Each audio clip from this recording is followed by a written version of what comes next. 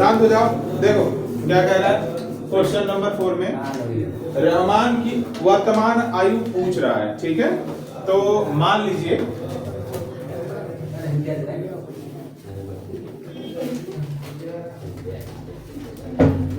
माना कि रहमान की पूर्व आयु वर्तमान आयु, शांत हो जाओ बच्चा।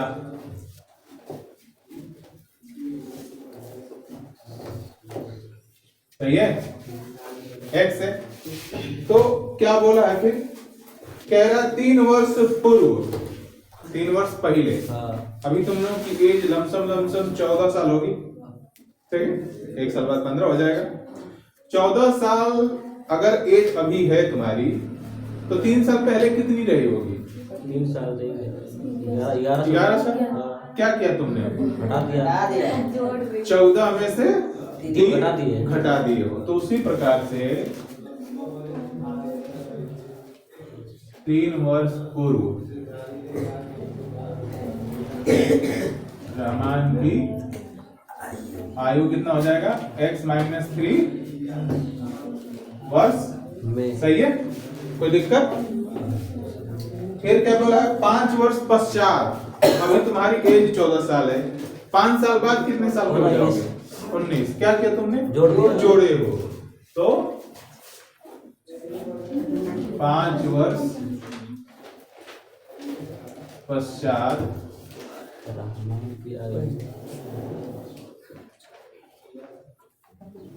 रहमान की आयु कितना हो जाएगा? x प्लस 5 वर्ष। सही है। अब प्रश्न ध्यान से पढ़िए क्या कह रहा है। कह रहा है 3 वर्ष पूर्व रहमान की आयु का व्युत्क्रम। आयु का व्युत्क्रम का क्या मतलब होता है? ये देखो, ये है आयु का व्युत्क्रम, मतलब 1/x माइनस 3। क्लियर समझ में आया? जब भी का व्युत्क्रम बोले तो जितना है उसको 1 के बटा में। क्लियर एकदम? तो का व्युत्क्रम और 5 वर्ष पश्चात आयु के व्युत्क्रम का योग। तो फ्रॉम द क्वेश्चन ध्यान से समझना।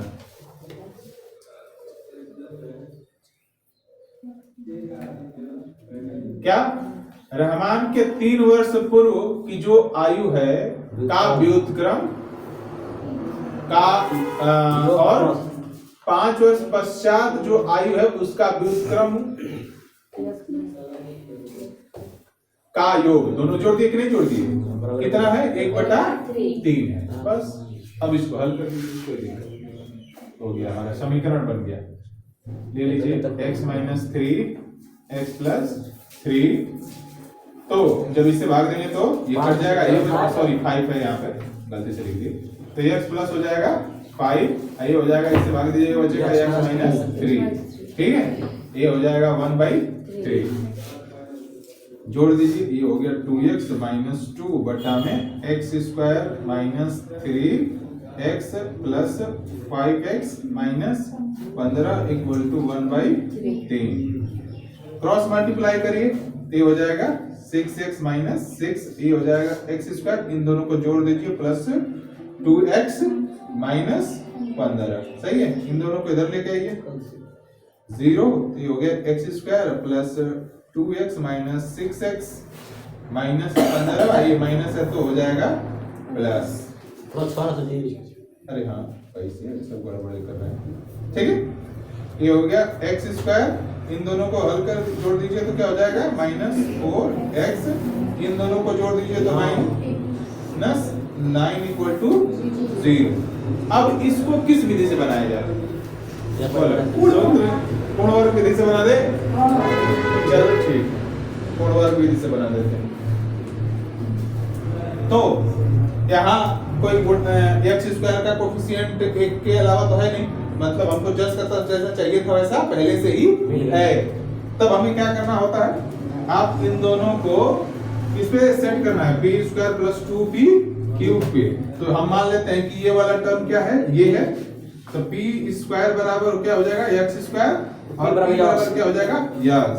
और यहाँ 2p क्यूब बराबर क्या हो जाएगा?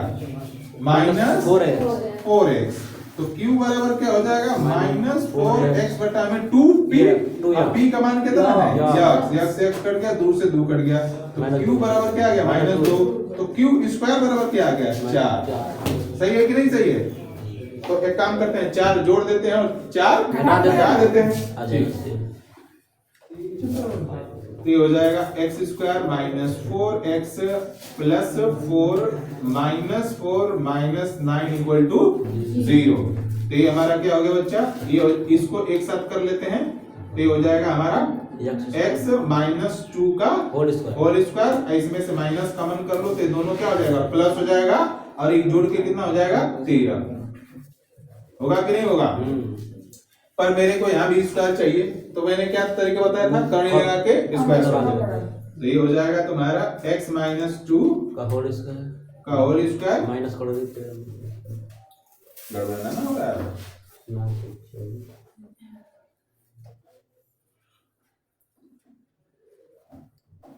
ओ गड़बड़ हो रहा है ना, यहाँ पे प्लस होना चाहिए।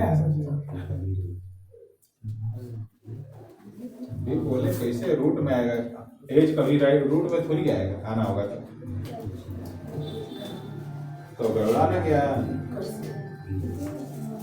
तो प्लस है रह जाएगा तो माइनस हो जाएगा, और ये जोड़ के आपस में कितना हो जाएगा 21। तो यहाँ पे क्या रहेगा 21, और यहाँ क्या हो जाएगा, जोड़ेंगे तो कितना हो जाएगा 25। अब क्लियर है, क्योंकि 25 का वर्गमूल निकल जाएगा। तो इसको 25 का वर्गमूल क्या निकालेंगे हम, सीधा 5 का स्क्वायर करते रहे, कोई दिक्कत? तो ये हमारा क्या हो गया a square minus b square, formula पर बिठा दो।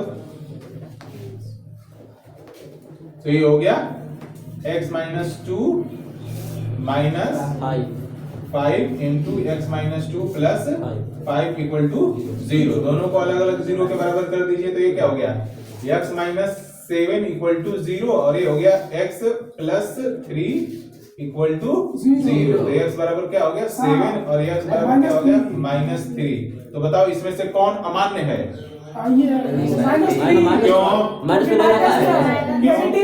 एज माइनस में नहीं होता, नहीं वो बच्चा पैदा भले अब -1 साल का हो गए छोड़ वही वो करता है कुछ छोटा कि छोड़ जाए, ठीक है। तो इसका मतलब ये क्या हो गया अमान्य हो गया, ठीक है। और हमारा ये आ गया, तो इसकी रहमान की वर्तमान आयु कितनी है? रहमान की वर्तमान आयु कितनी हो गई 7 वर्ष। क्लियर एकदम? ध्यान से सुनिए क्वेश्चन नंबर 5 क्या कह रहा है कि एक क्लास टेस्ट में, जैसे हम टेस्ट लेते हैं ना, एक चैप्टर का होता है वैसे ही टेस्ट है। क्लास टेस्ट में शेफाली के गणित और अंग्रेजी में प्राप्त किए गए अंकों का योग 30 है, ठीक है। तो एक बात मान लेते हैं कि कोई बात नहीं, जैसे मान लेते हैं 2 सब्जेक्ट है, गणित और अंग्रेजी, मैथ और इंग्लिश है। तो शेफाली, अब मान लेते हैं कि मैथ में x नंबर आया होगा और इंग्लिश में y नंबर आया होगा। क्लियर एकदम? माना कि शेफाली के गणित में अंक बराबर कितना x और अंग्रेजी में अंक बराबर y। अब कह रहा है कि दोनों का जो योग है वो कितना है 30 है।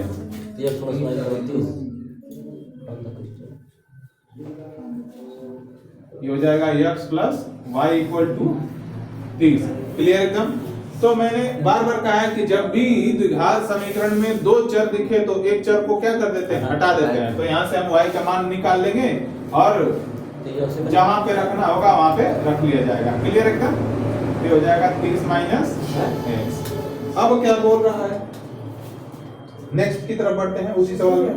तो देखो एक स्टेटमेंट दिया था, इस स्टेटमेंट से हमने एक रिलेशन निकाल लिया। क्लियर एकदम? अब दूसरा स्टेटमेंट क्या कह रहा है, यदि उसको गणित में 2 अंक अधिक, यदि उसको गणित में 2 अंक अधिक, अभी कितना मिला है यक्स, 2 अंक बेस मिलेगा तो कितना हो जाएगा यक्स प्लस 2, यक्स प्लस 2, ठीक है। और क्या बोला है फिर अंग्रेजी में घटा दो, और अंग्रेजी में 3 अंक कम मिले तो उनके अंकों का गुणनफल 210 होता है। ध्यान से एक ही बार कर देना, लिखने की कोई जरूरत नहीं है, ठीक है। अगेन क्या बोला है, गणित में 2 अंक ज्यादा, अब इनटू मल्टीप्लाई बोला है गुणनफल, किसमें अंग्रेजी में 3 अंक कम का जब गुणा करते हैं तो 210 आता है। क्लियर एकदम, जो स्टेटमेंट दिया है हम उसी स्टेटमेंट के अनुसार कार्य करते जा रहे हैं, कुछ भी अपने से दिमाग ज्यादा लगाने की जरूरत नहीं है, जो बोल रहा है उतना कर दीजिए। 2 अंक अधिक हो गया गणित में और अंग्रेजी में 3 अंक कम हो गया, उसका गुणा करने पर कितना आ रहा है 210 आ रहा है, बोला है ना वो, हम तो अपने से नहीं कर रहे हैं कुछ भी, ठीक है। अब आपको क्या करना है वो ध्यान दीजिए, यहाँ y के वैल्यू है ना उसको इसमें धरिए, क्योंकि हम y लेके नहीं चल सकते हैं। तो ये हो जाएगा x प्लस 2 इंटू ये हो जाएगा 30 minus x minus 3 equal to 210, ठीक है। तो पहले इसको हल कर लीजिए, x प्लस 2 ये हो जाएगा माइनस x प्लस 27, कोई दिक्कत, इक्वल टू 210, क्लियर एकदम। अब गुणा करिए तो ये क्या हो जाएगा minus x square minus 2x plus 27x plus 27 दूना 54, सही है। हमको एक्स स्क्वायर माइनस में नहीं चाहिए तो पूरा वाला टर्म को एक साथ उधर भेज दीजिए, इधर क्या हो जाएगा 0, तो ये माइनस है तो प्लस हो जाएगा, इन दोनों का आपस में जोड़िए क्या हो जाएगा 25 प्लस में, और जब इधर से इधर जाएगा तो माइनस, सही है। ये पहले से ही प्लस में है 210, यही माइनस 54, क्लियर एकदम। अब एक साथ कन्वर्ट कर दीजिए तो ये हो जाएगा एक्स स्क्वायर माइनस 25x, इसको जोड़ दीजिए कितना हो जाएगा, बताइए तो जरा, 100, सही है। गुणनखंड विधि बनाइए, तो गुणनखंड विधि से बनाते हैं। चलिए भाई ये देखिए 3 को सवाल 3 विधि से चल गया, सूत्र से, पूर्ववर्ग विधि से, ये गुणनखंड विधि से। गुणनखंड विधि में बताइए कितना किस रूप में टूटेगा, 156 को तोड़िए, तो ये 56 2 से जाएगा, 2 7 14, 2 8 16, 2 से चला जाएगा 3 2 9 18, 3 से 13, तो ये हो गया 12 13 हो जाएगा, टूट जाएगा, सही है 12 13 है, तो ये हो गया x square minus 13x minus 12x plus 156 equal to 0, ये हो गया x कॉमन कर लीजिए, x माइनस 13, यहाँ माइनस 12 कॉमन कर लीजिए, x माइनस 13 इक्वल टू 0, यहाँ हो गया x माइनस 13, यहाँ क्या बचा x माइनस 12 इक्वल टू 0, तो ये हो जाएगा x माइनस 13 इक्वल टू 0, और यहाँ क्या हो जाएगा x माइनस 12 इक्वल टू 0, तो ये हो जाएगा x बराबर 13 और यहाँ हो जाएगा x बराबर 12। अब बताइए जरा सा आंसर क्या होगा, गणित में 13 ही ना आंसर, हाँ आंसर कैसे लिखेंगे, मैं लिखना सिखाया था ना, आंसर कैसे लिखेंगे। क्या मान लेते हैं कि गणित में अंकों की अंक कितने हैं 13, तो अंग्रेजी में कितने होंगे 12, बार बार यही समझा रहे हैं, कंडीशन के अनुसार लिखा जाएगा, ये दोनों ही उसी के शेफाली के गणित के ही अंक हैं, कंडीशन डाल के। यदि गणित में अगर 13 नंबर आता है तो अंग्रेजी में कितना आएगा 30 माइनस 13 घटा दे, 13 घटा के कितना बचेगा 17, ठीक है। अगर गणित में 12 आता है तो अंग्रेजी में कितना आएगा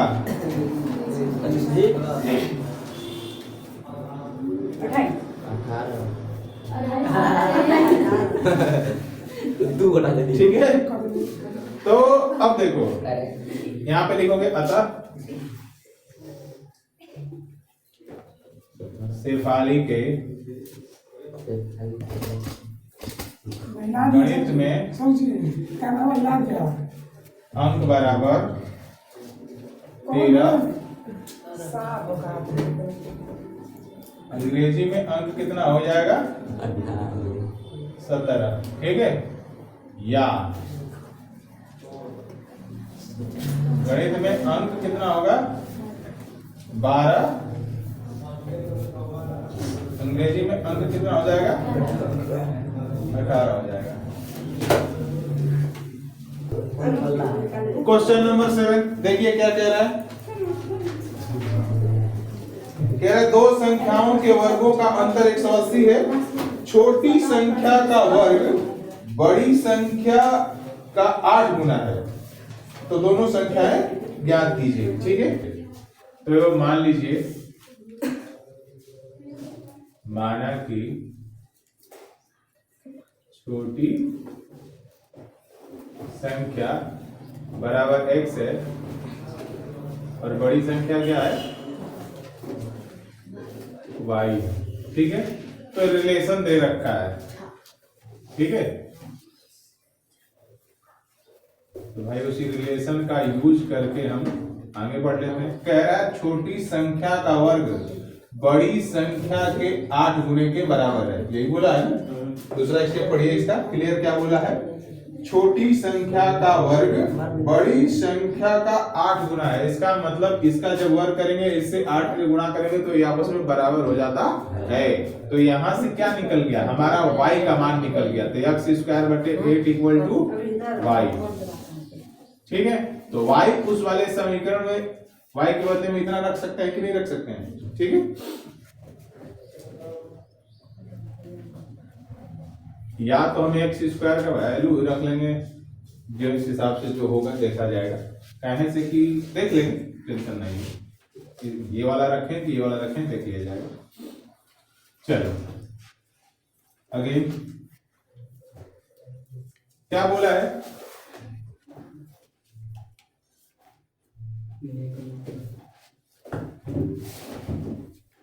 दो संख्याओं के वर्गों का अंतर। दो संख्याओं, तो जैसे बड़े वैसे छोटे को घटाओगे, है ना। तो ये हो गया y² माइनस x² बराबर अंतर कितना दे रखा है? 180। क्लियर एकदम। y का मान अगर ध्यान से देखिए, अभी जो मैं बोलने वाला हूं, अगर y का मान हम रखते हैं तो x² बटे 8 का होल स्क्वायर हो जाएगा। मतलब x का पावर टोटल कितना हो जाएगा? 4। क्या तुम चतुर्भुज बनाओगे यहाँ पे? समझो इस चीज को, नहीं तो हो जाएगा गड़बड़। अब तुम्हारे अभी तक हमने क्या किया है? y का मान ही x के फॉर्म में रखा है ना, बट तुम्हें यहाँ रखना उचित होगा। चलो करके दिखाते हैं, तब समझ में आएगा तुम्हारे। y का मान रखो जरा सा, x² बटे 8 का होल स्क्वायर, सही है, माइनस x² इक्वल टू 180।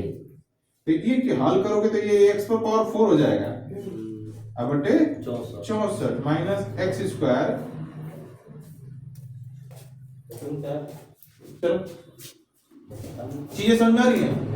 तो क्या हो रहा है यहाँ पे x पर पावर 4 हो गया, है ना। यहाँ x² हो गया। चलो इसी हिसाब से बना देते हैं, कोई दिक्कत भी नहीं है। लेकिन हाँ, मैंने समझाया था ना कि अभी आप लोगों को x² के टर्म तक मिलेगा। अब अगर ऐसा है तो क्या बनेगा कि नहीं बनेगा? बनबे करेगी। तो वहां लोग बना देगा कि नहीं? हमारा भी तो बनी की बनबे करेगी। तो वहां लोग ने बनी कि नहीं बनी?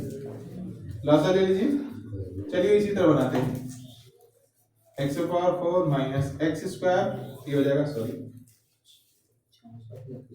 64 x² equal to 180। Cross multiplication कर लीजिए। x⁴ minus 64 x²। इसका जब गुणा करेंगे तो गुणा करके बताइए। चलिए गुणा करिए।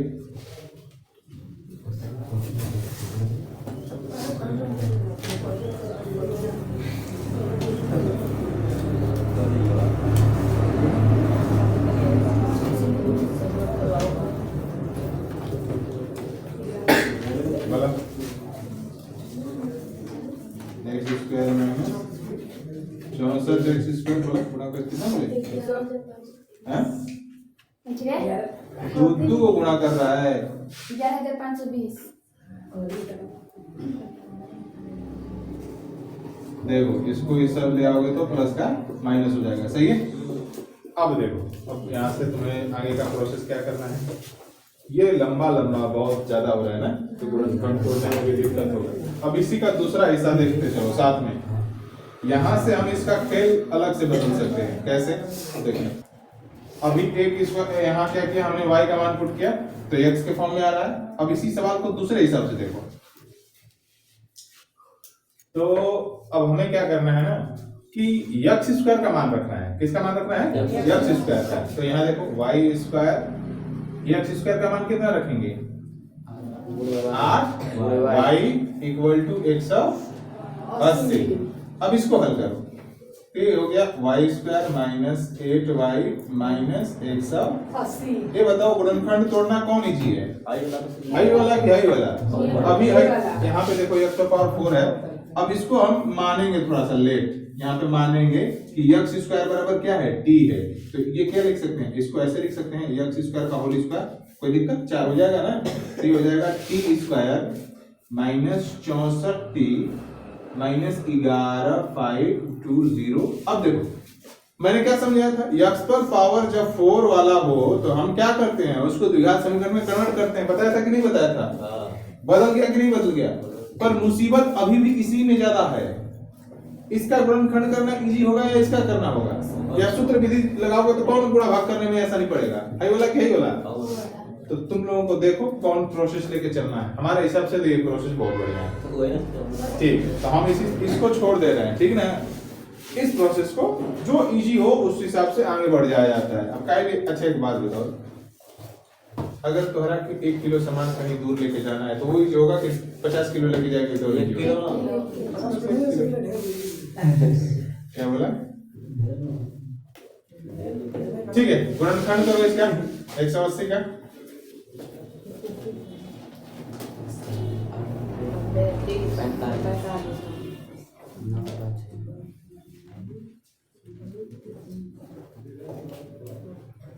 तो हमारी बात सही है ना, कर लेते हैं इसी तरह से। 15 चार बात नहीं चाहिए, बोला बनाइए, बता। दीर्घ 9 दूनी 18 5 10, सही 18 10। तो ये हो गया minus 18y plus 10y minus 180 equal to 0। Clear एकदम? तो इसमें से y कॉमन कर लीजिए तो ये हो जाएगा y minus 18 plus 10 y minus 18 equal to 0। तो ये हो गया y माइनस 18, यहाँ y प्लस 10 इक्वल टू 0। तो y माइनस 18 इक्वल टू 0 और ये हो जाएगा y प्लस 10 इक्वल टू 0। तो यहाँ से y बराबर आ गया 18 और यहाँ से आ गया y बराबर माइनस 10। तो एक बात बताइए, यहाँ पे संख्या को न तो पूर्णांक संख्या बोला है, ना ही पूर्ण संख्या बोला है, ना ही धनात्मक संख्या बोला है। बोला है कुछ? कह रहा दो संख्याओं के वर्गों का अंतर। तो यहाँ पे ये भी, अच्छा इसमें से हम आंसर दोनों को लेंगे कि किसी एक को छोड़ देंगे, ये पहले बता दीजिए। एक को छोड़, दोनों से दोनों को लेंगे। क्यों? तर्क देख के बताइए, तर्क दे के बताया करो। जब हमारे क्या कम से कम पढ़ रहे हो तो तर्क दो ना, तर्क देना सिखाते हैं ना कि कारण क्यों हो रहा है। यहाँ पे बताओ बताओ, अब बताएगा। देखो यहाँ पे धनात्मक संख्या नहीं बोला है, धनात्मक संख्या अगर बोला होता तो माइनस गायब हो जाता। पूर्णांक भी पूर्ण संख्या बोला होता तभी माइनस गायब हो जाता। पूर्णांक अगर बोलता तो दोनों को लेते, यहाँ तो संख्या ही बोल रखा है तो दोनों लिया जाएगा। अब कब कौना में वैलिड करेगा कि नहीं करेगा वो अलग मैटर है, फिलहाल यहाँ तक दोनों लिया जाएगा। चलिए, तो अभी हमने y का मान निकाला, यानी हमको ये पता चल गया कि बड़ी संख्या या तो 18 होगी या तो माइनस 10 होगी। तो छोटी संख्या के बारे में देखते हैं। अगर बड़ी संख्या 18 है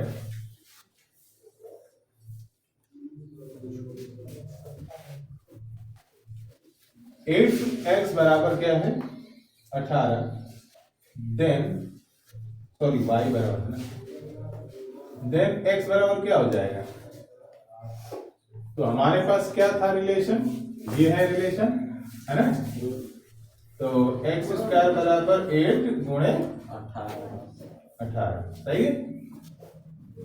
12 तो एक्स स्क्वायर बराबर ये हो जाएगा 44। क्या कर रहा है? इसको लिख सकते हो 2 गुणे 9 ना, भाई देखो 16 हो जाएगा, हो जाएगा ना, 8 दूनी 16 आई 9, 16 का वर्गमूल 4 होता है और ये 3, ठीक है, ये 12। सॉरी यहाँ पे एक्स स्क्वायर है ना, तो यहाँ पे करनी है एक्स बराबर यहाँ, सॉरी गलती लिख दी थोड़ा सा, तो इसको लिख लेते हैं 16 गुणे 9 और ये हो जाएगा 16 8 लिख ले। ओहो हाँ सही लिखे थे, 4 गुणे 3। अच्छा ये तो प्लस माइनस होगा, होगा कि नहीं होगा? ये हो जाएगा 12, ठीक है। अब जरा ध्यान से समझना, y बड़ी संख्या है,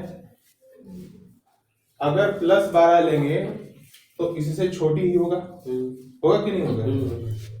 माइनस 12 भी लेंगे तभी भी इससे छोटी ही होगा। इसका मतलब ये दोनों मान इसके लिए सही है। एक एक शर्तों पर चेक करोगे कि जो निकल रहा है कंडीशन के अनुसार निकल रहा है कि नहीं निकल रहा है। चीजें समझ में आ रही है? इसने बोला है कि y बड़ी है, x छोटी है, तो तुमने निकाला या x का मान कुछ आया तो तुम चेक करोगे ना कि जब 2 आया तो दोनों उससे छोटा है कि नहीं। अगर इसमें से एक भी बड़ा हो जाता तो क्या कर देते उसको? हटा देते, अमान्य मान देते उसको। क्लियर एकदम समझ में आ रहा? दूसरा कंडीशन, इफ अगर y बराबर कितना हो -10 हो, चलिए देखते हैं बनेगा कि नहीं बनेगा। एक्स स्क्वायर बराबर 8 गुणे -10, तो एक्स स्क्वायर बराबर -80, तो एक्स बराबर रूट में -80। क्या आपको ऐसा वर्गमूल निकाल सकते हैं? नहीं। इसका मतलब ये हमारा क्या हो गया? गलत हो गया। क्लियर एकदम? तो क्या समझ में है कि छोटी संख्या ये 2 कंडीशन में हो सकती है और ये क्लियर एकदम। चलिए तो अब देखिए आप लोग इसको भी घर जाके बनाने का प्रयास करिएगा। इसको तोड़ने में देखिए आपको कितना मुसीबत आ रहा है, समझ में आया? तो आप लोग इधर से इधर टर्न कर जाइएगा, यहां से इसको अलग से बना लीजिएगा और देखिएगा कि ये पूर्णखंड या मूल पूर्ण वर्ग विधि या सूत्र द्वारा किससे आसानी से बन जाता। देखो सवाल बनाते समय परीक्षा हाल में दिमाग काम नहीं करता, अधिकतर तक लड़के यही खींचेंगे। तो हम चाहते हैं कि ये तो इजी प्रोसेस हो गया, इस भारी वाले प्रोसेस को भी बना लो ताकि अगर मुसीबत में पड़ जाए दिमाग तो मुसीबत में भी काम कर जाए। चलो ठीक है। क्वेश्चन नंबर 8 देखिए, कह रहा एक रेलगाड़ी एक समान चाल से 360 किलोमीटर की दूरी तय करती है, ठीक है। यदि यह चाल 5 किलोमीटर प्रति घंटा अधिक होती तो वह उसी यात्रा में 1 घंटा कम समय लेती, तो रेलगाड़ी की चाल ज्ञात कीजिए।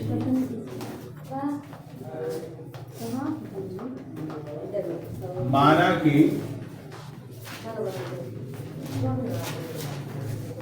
रेलगाड़ी की चाल कितनी है बच्चा लोग? x किलोमीटर प्रति घंटा। कुल दूरी कितनी है? कुल दूरी है 360 किलोमीटर, 360 किलोमीटर, ठीक है। तो 360 किलोमीटर दूरी तय करने में लगा समय, तो समय बराबर फार्मूला क्या होगा? दूरी बटा में चाल। तो ये दूरी कितना है? 360 बटे में घंटा हो जाएगा। क्लियर एकदम? कंडीशन कह रहा है यदि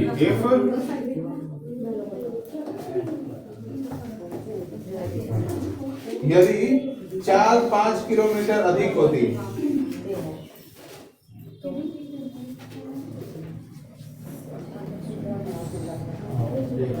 यदि रेलगाड़ी की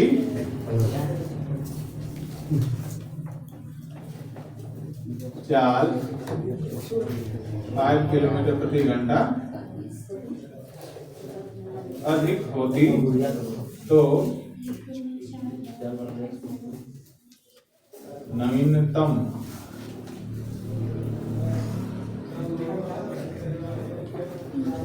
मतलब जो चाल बदला हुआ चाल है वो कितना हो जाएगा? x प्लस 5 किलोमीटर प्रति घंटा। अब कितना समय लग रहा है? एक घंटा कम हो जा रहा है। पहले कितना था? कितना था? अब कितना लगेगा? 360 बटे में x माइनस 1 घंटा। क्लियर एकदम?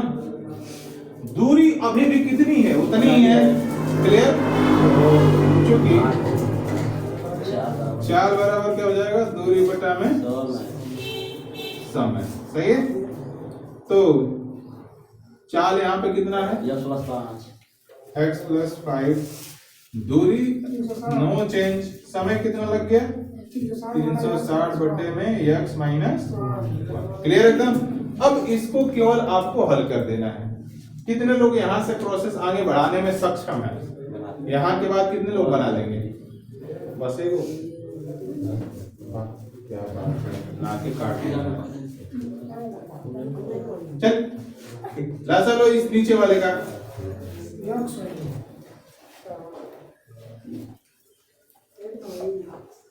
ये हो जाएगा x। अरे क्या बात कर रहा है?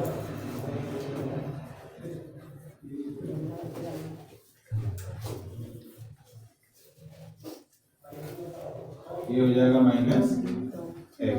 सही है? तो इसका ऊपर के साथ मल्टीप्लाई करो तो क्या हो जाएगा? x plus 5 equal to 360 x बटे में 360 माइनस x। ठीक है, क्रॉस मल्टीप्लाई करिए तो ये हो गया x plus 5 into 360 minus x बराबर 360 x। गुणा करिए 360 x माइनस एक्स स्क्वायर। जब इसका उसमें गुणा होगा तो हो जाएगा plus 1800 minus 5x equal to 300। ये इससे खत्म करो। ठीक है, लेके चलो इसको पूरा है। सही है? तो x square plus 5x minus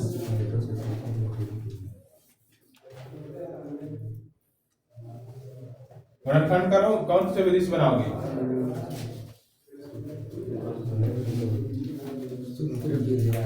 अब यहाँ से तो बना ही सकते हो ना? बना लोगे? छोड़ दें? फुल बोलता तब नहीं। चल गुणनखंड तोड़ लो इसका। 40 थोड़े हो। चलो ठीक।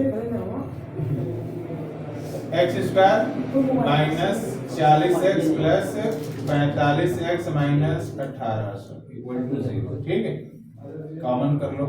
x माइनस 40 पहले 45x माइनस 40 इक्वल टू 0। ये हो गया x माइनस 40, ये हो गया x प्लस 45 इक्वल टू 0। अलग अलग कर लो दोनों को।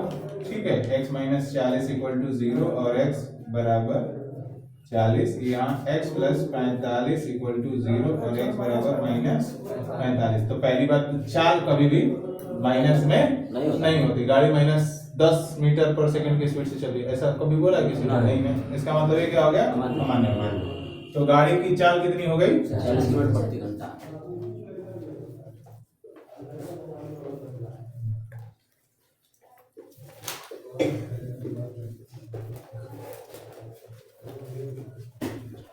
ठीक है, जाओ। क्वेश्चन नंबर 1 कौन सा है? 9वां है ना? क्वेश्चन नंबर 9 है। ये एक हौज है, हौज कोई टंकी ले लीजिए, यहाँ पे हौज लिखा है और ये नल है, ये भी नल है।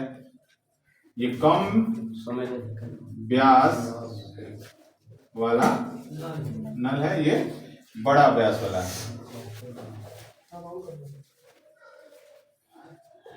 तो जाहिर सी बात है, ये अगर इसका व्यास बड़ा है, इसका व्यास छोटा है, तो इससे पानी ज्यादा आएगा, इससे पानी कम आएगा। तो ये जल्दी भर देगा हौज को, ये कम ज्यादा समय लेगा भरने में। ठीक है, अगर मान लेते हैं कि इस नल द्वारा इस हौज को भरने में कुल लगा समय कितना है, x घंटा है। ठीक है,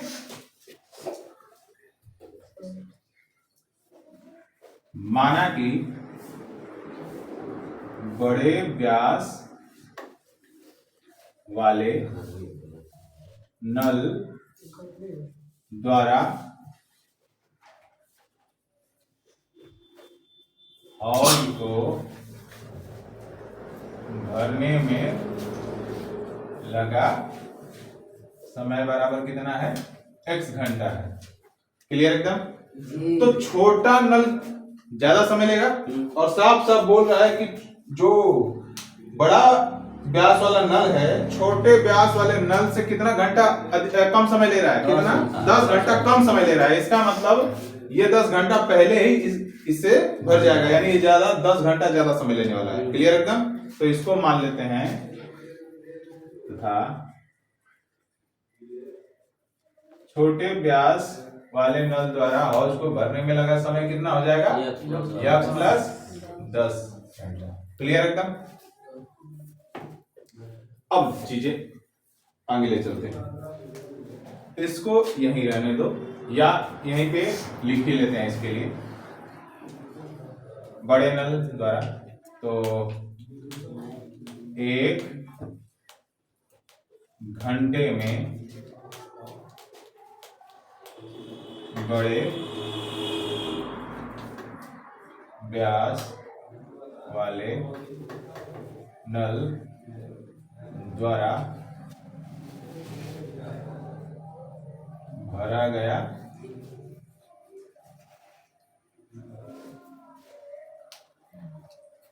हौज बराबर कितना हो जाएगा, 1 में यस।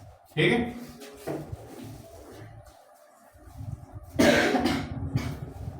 एक घंटे में छोटे व्यास वाले नल द्वारा भरा गया हौज कितना हो जाएगा,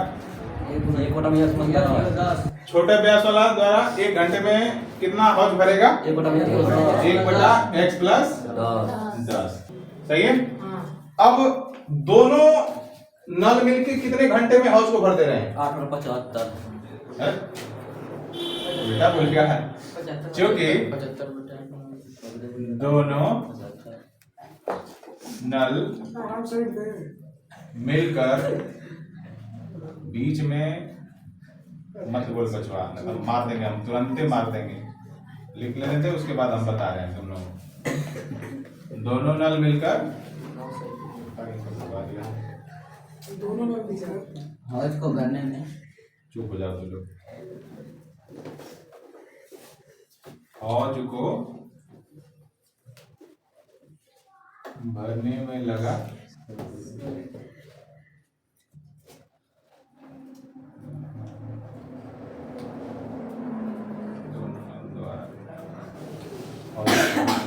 समय बराबर कितना लगा है, कितना दे रहा है, 9 सही 3/8 घंटा। इसे हल कर दीजिए तो आ जाएगा 75/8 घंटा। ठीक है, तो 1 घंटे में दोनों नलों द्वारा भरा गया हौज बराबर कितना हो जाएगा, 1/75/8। ये कितना हो जाएगा, 8/74। अब जरा ध्यान से समझना इस बात को। 1 घंटा ये भी चल रहा है तो इतना भाग बढ़ रहा है, ठीक है, और 1 घंटा ये चल रहा है तो इतना भाग बढ़ रहा है। तो दोनों मिला के जब चलेंगे तो दोनों ये प्लस ए इक्वल टू ये होगा कि नहीं होगा? चीजें मैं समझ में नहीं। सो अकॉर्डिंग टू क्वेश्चन लिख लो directly 1/x plus 1/x plus 10 equal to ये हो जाएगा 8/। क्लियर एकदम? बस इसको हल करना है। तो ये हो जाएगा आपका क्या, ऐसा ले लीजिए x into x plus 10 equal to 8/75। ठीक है, भागा दीजिए तो ये बचेगा x प्लस 10 और इसे भागा देंगे तो क्या बचेगा x। सही है, मैं इधर बना दे रहा हूं। तो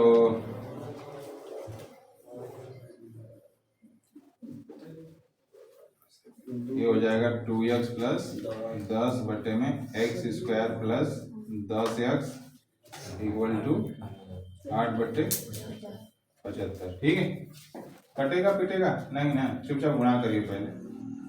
तो ये हो गया 75 गुना 150x 750 equal to 8x square plus 80x। सही है, टोटल वाले टर्म को उधर लेके जाइए तो ये हो जाएगा 8x square plus 80x minus 150x minus 750 equal to 0। मैंने एक ही बार इसको इधर ले जाके डायरेक्टली पलट दिया, ठीक ना, ऐसा नहीं कंफ्यूजन है। ठीक है, हल कर दो इसको। 8x स्क्वायर माइनस कितना बचेगा,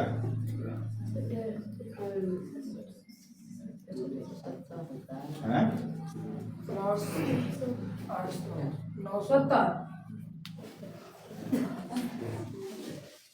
बहुत ही जल्दी बता दीजिए। ठीक है, 4x स्क्वायर माइनस 35x ये हो जाएगा 3 7 5 इक्वल टू 0। ठीक है, इसका टूट गया 60 और 25, ये हो गया 4x square minus 60x minus sorry ये हो जाएगा 25x माइनस 350 इक्वल टू 0। ठीक है, तो इसमें से घटा दीजिए जो कॉमन हो सके, ये कट जाएगा 4 से 60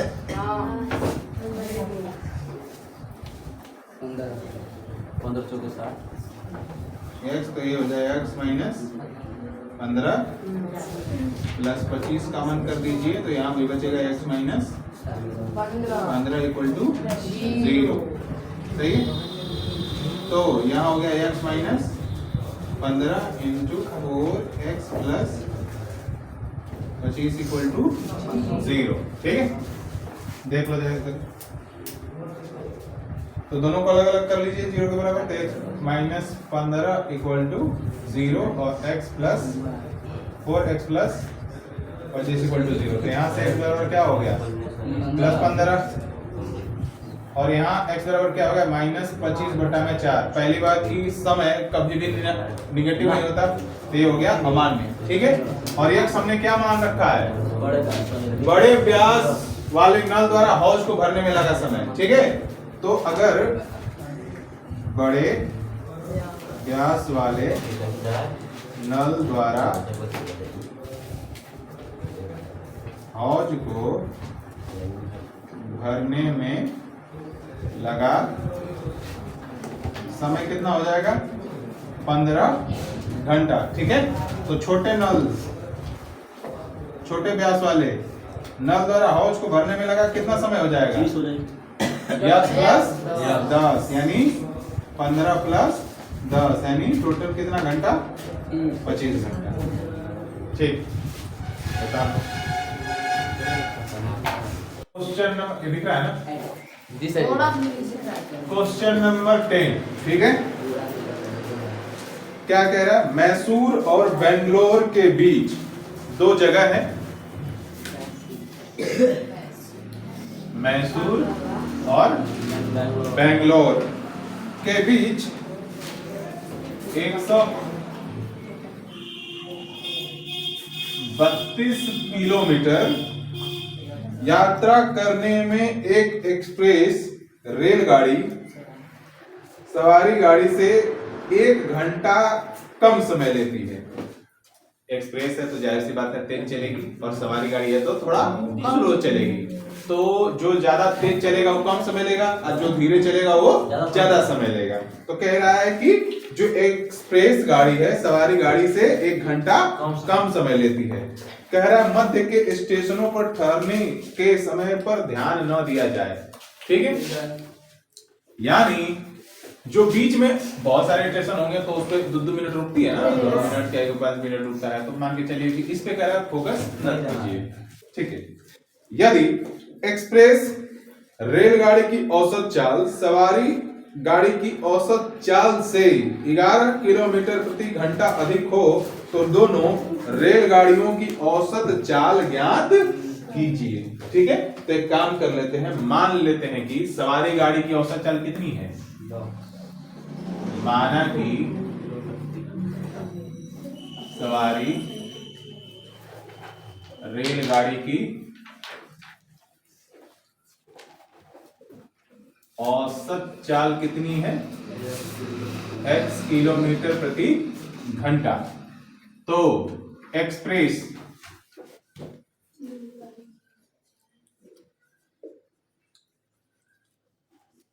रेलगाड़ी की औसत चाल कितनी हो जाएगी, 32 किलोमीटर यक्स प्लस किलोमीटर प्रति घंटा। ठीक है, क्योंकि 11 अधिक चल रहा है। अभी तो हम सही रहेगा, अभी आलू को अगर मुंह धरेगा बड़ा लेट।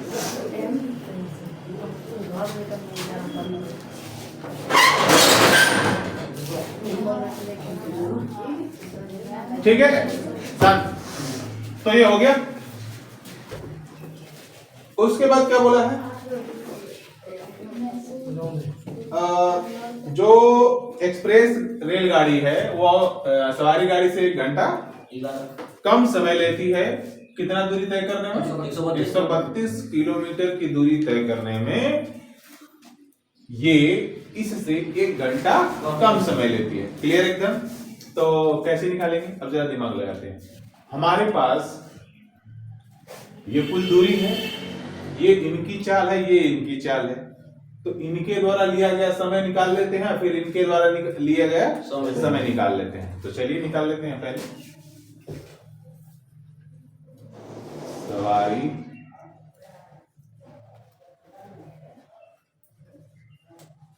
रेलगाड़ी द्वारा,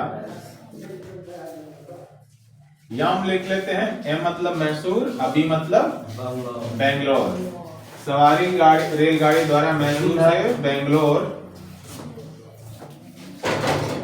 जाने में लगा समय बराबर, तो समय बराबर फार्मूला क्या होता है, दूरी बटा में 4। तो दूरी कितना है, 132, चाल कितना है x, तो ये हो गया घंटा। क्लियर एकदम।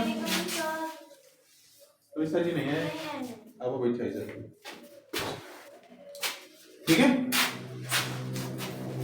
तथा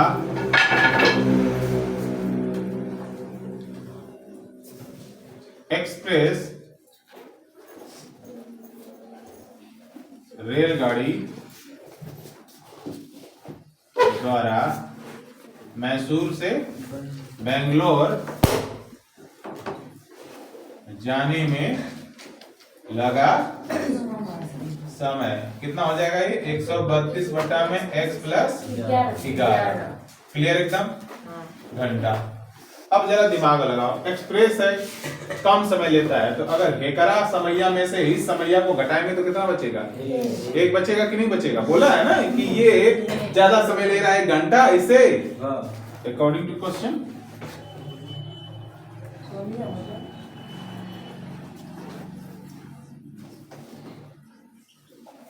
चलिए तो क्या करते हैं, सवारी गाड़ी के टाइम में से इसके टाइम को घटा देते हैं, तो ये हो जाएगा 132 माइनस बटे एक्स माइनस 132 बटे एक्स प्लस 11 इक्वल टू 1।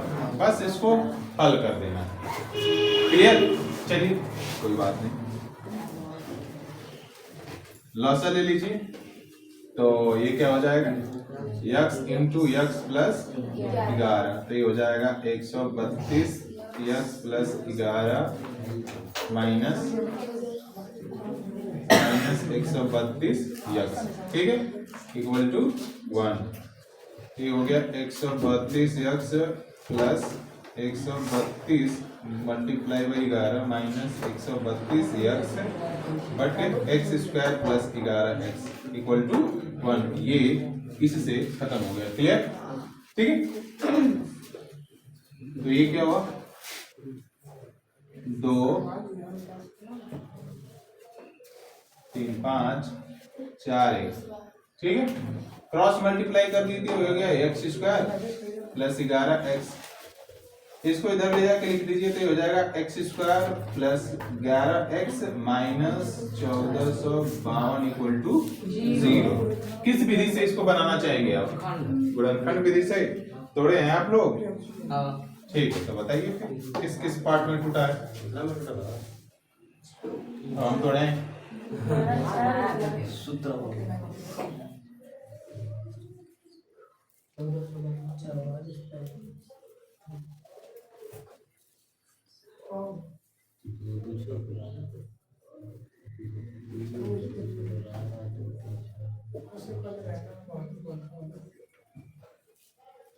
बाहर निकलो, जाके बतिया करना। चल, रोज रोज के कैसी चीज समझाते रहेंगे। जब ये आधा घंटा पढ़ना है तुम लोगों को, आपको क्या दिमाग डिस्टर्ब करते रहता है जब ठीक है। कितना चाहिए? 11 चाहिए ना, तो ये हो गया 44 33 हो गया ना, ठीक है। तो चलिए कर लेते हैं, तो ये हो जाएगा हमारा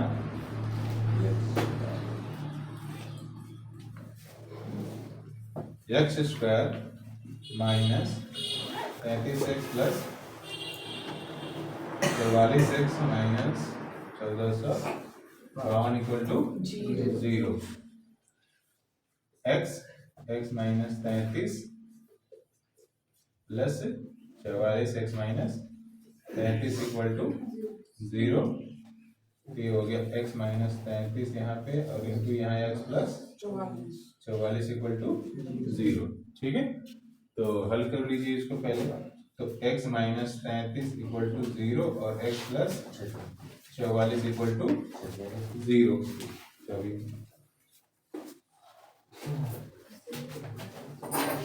ठीक, तो ये हो जाएगा x माइनस, इसको ले जाते हैं उधर, तो क्या हो जाएगा, ठीक है, और ये हो जाएगा x बराबर माइनस 44। तो पहली बात, कभी भी जो चाल होती है निगेटिव नहीं होती, तो इसका मतलब ये अमान्य है, जो आंसर है हम उसको नहीं लेंगे।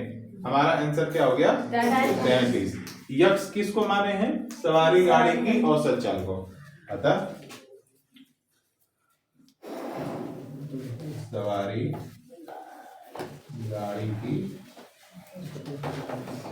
औसत चाल बराबर कितना हो गया, 33 किलोमीटर प्रति घंटा तथा एक्सप्रेस रेलगाड़ी की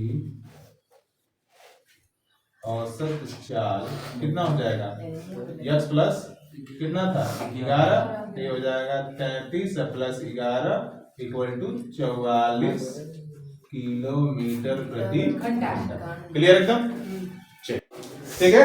क्वेश्चन नंबर 11 क्या कह रहा है, ओ शांत हो जाओ। कह रहा है 2 वर्गों के क्षेत्रफलों का योग 468 मीटर स्क्वायर है, यदि उनके परिमापों का अंतर 24 मीटर हो तो दोनों वर्गों की भुजाएं ज्ञात कीजिए। ठीक है, तो मान लेते हैं, माना कि पहले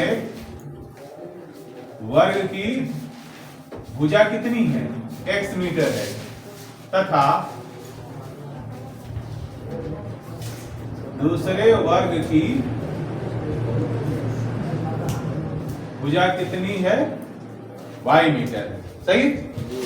तो यहां हम लोग पहले दूसरे वाले रिलेशन का यूज करेंगे। तो वर्ग का परिमाप कितना होता है, 4 गुणा भुजा।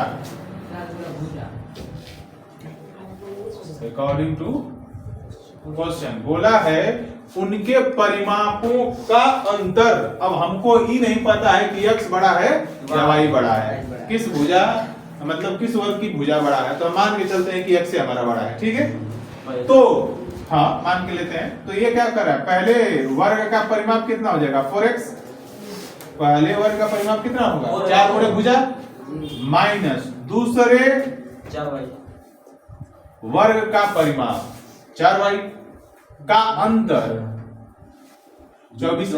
क्लियर है, 4 से भागा दे दो, क्या निकल जाएगा, x माइनस y बराबर x minus y equal to 6।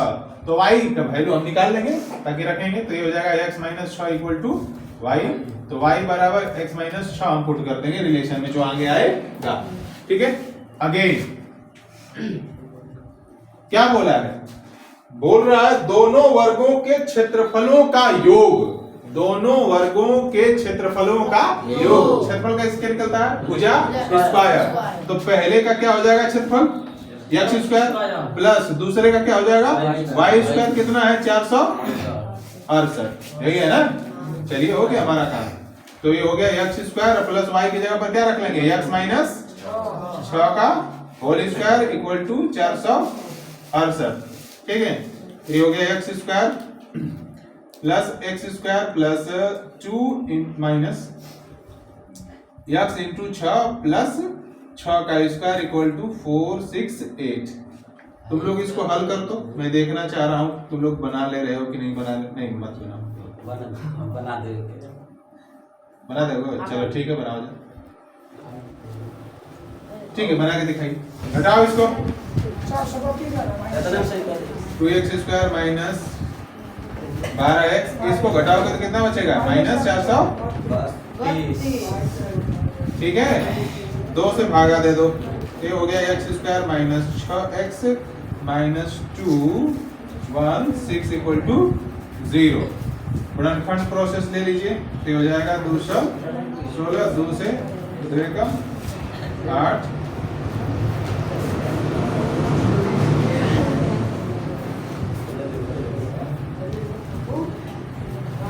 सही है।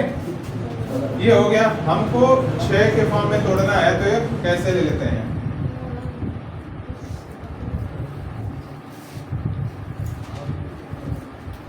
कितना हो जाएगा 4 3 12 3 का 9 9 2 18 में 12 कटेगा तो 6 आ जाएगा कि नहीं आ जाएगा। तो चलिए तोड़ देते हैं। तो हमको क्या लेने हैं, x square minus 18x plus 12x minus 216 equal to 0। तो यहाँ से x कॉमन कर लीजिए, तो x माइनस 18 अब प्लस यहाँ पे 12 कॉमन कर लीजिए, तो x माइनस 18 इक्वल टू 0। ठीक है, तो ये हो गया x minus 18 into x plus 12 equal to 0।